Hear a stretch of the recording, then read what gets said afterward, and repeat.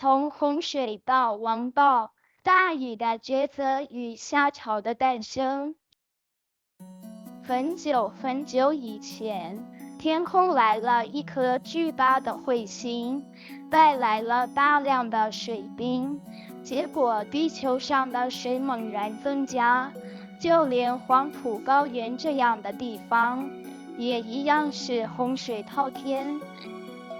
大洪水过后，海平面一下子抬高了上百公尺，柴达木盆地被水灌满，变成了西海，辽湖盆地淹成了南海，东方沿海大片平原也多半跑进东海里，许多城镇就这样被吞没，任由沙石冲击掩埋，百姓四处逃难，各个部落邦国也只能顾好自己。可问题还不止这样，除了柴达木，许多高原的山谷里也堆满了冰雪，等到春夏一融，洪水就倾泻而下，泛滥成灾。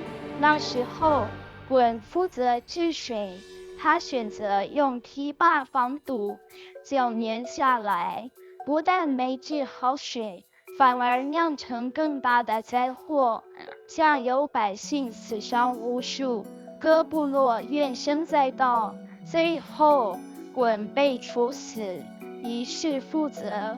可他死后，他的儿子禹继续他未完成的事业。治水方面，全域疏导。大禹继承父亲的遗志，但他想得更远。他明白，要想真正治好水，不能各自为政，而需要全面规划。可天下的邦国当时都只是自扫门前雪，各自筑坝护城，完全没有统一的调度。在获得圣帝全力支持后，大禹马上派出探勘和救援的使者队伍，走遍天下，向各部落伸出友谊之手，先了解事情，再统筹全域。他最终决定不是私堵，而是穿石导流，把洪水引入大海，让江河有出路，让土地重回生机。同时，他还安置那些年年受灾的难民，让他们能重新安居。就这样，一场真正的治水大业拉开了序幕。大禹治水，禹化为熊。大禹不是靠强力主体，而是顺应山川地势，疏导百川。那么，大禹又是怎么做到让天下的邦国们愿意一起合作呢？他靠的不是威压，而是道法自然的智慧。他懂得一个道理，江河湖海之所以能汇聚百川，成为万水之王，就是因为他们能居于低处，能容纳一切。大禹把这样的自然之理灵活地运用在人与人之间的交往上。比方说，他南下时不是高高在上，而是入乡随俗，把自己融入当地各邦之中，和大家没有隔阂。等到大族雄氏对他表示认同，南方各邦国自然就全力配合。就因为这样，天下的各邦国才能真正同心协力，治水的过程因此顺利得多。更重要的是，大禹不光会用人，更懂得照顾百姓的生活，而爱惜民力，于是百姓也愿意出力相助。结果只花了13年，就完成了初步治水，把高原积水的隐患大幅削弱，各邦国恢复了往日的秩序。百姓们也能安心过日子。于是九州终于归于统一，远近各地都有了安身之所，山川泽源都得以治理，天下四海也因此能够同心。夏朝建立，禹的抉择。因为大禹在治水上的伟大功绩，禹舜便起了禅让之意，想把轩辕氏相传的地位交给他。当时天下各地的邦国也都心怀感念，觉得大禹恩泽深厚，于是纷纷前来拥戴，共同推举她成为天下的共主。就这样，夏禹继承了禹舜的政治实体，成为天下邦国之首。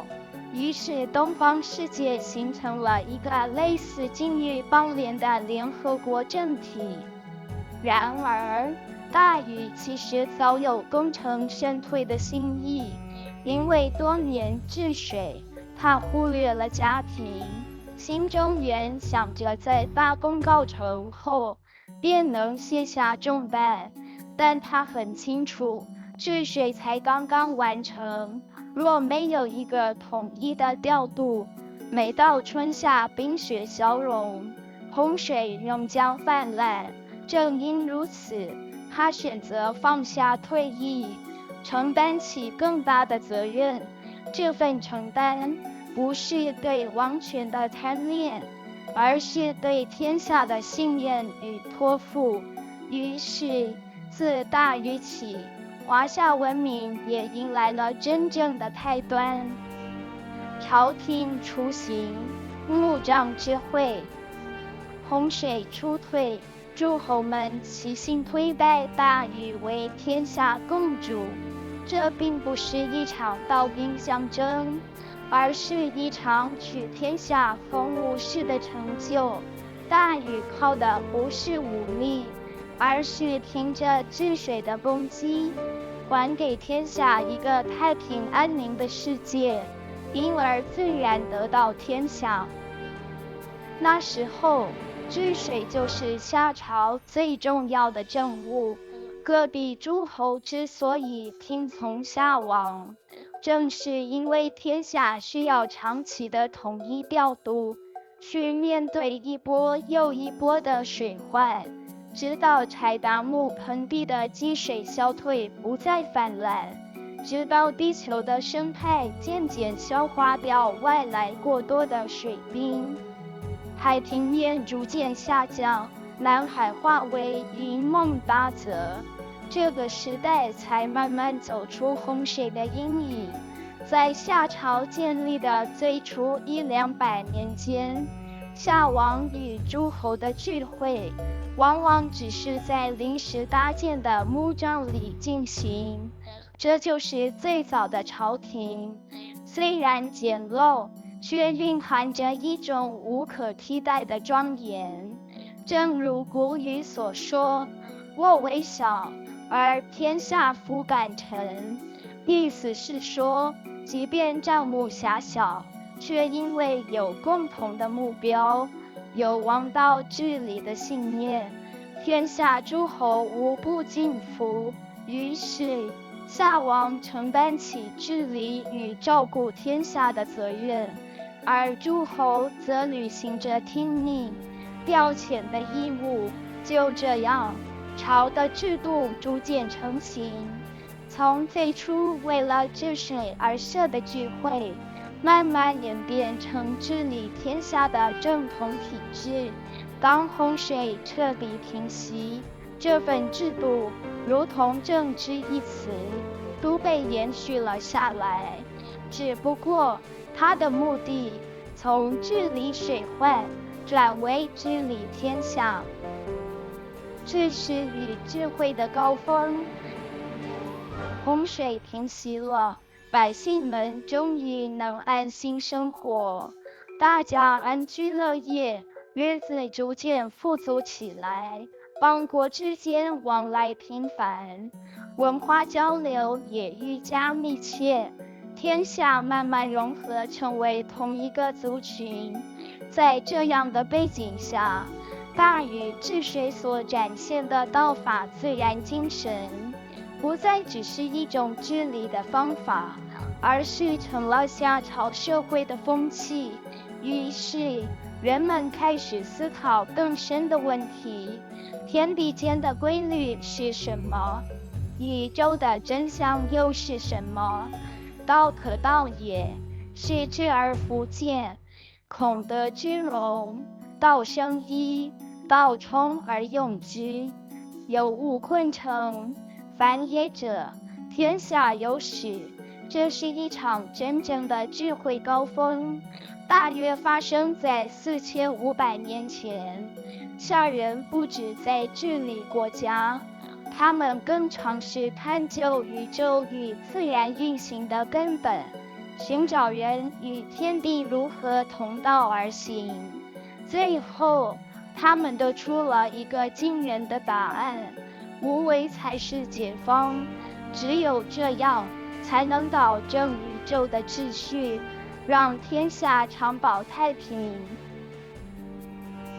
夏朝不只是历史的第一个朝代，更是一场关于人与天地、治理与智慧的探索。透过故事，我们再一次回到那段从洪水到王道的岁月，感受黄老智慧如何滋养华夏文明的源头。